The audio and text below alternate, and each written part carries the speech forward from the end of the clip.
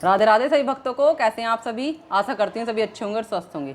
एक और प्यार से मीरा बाई का वचन लेकर आए हैं। आपको पसंद आए तो कमेंट करके जरूर बताएं और हमारा चैनल शिव आस्था को सपोर्ट कीजिए, लाइक कीजिए, शेयर कीजिए, सब्सक्राइब कीजिए। राधे राधे।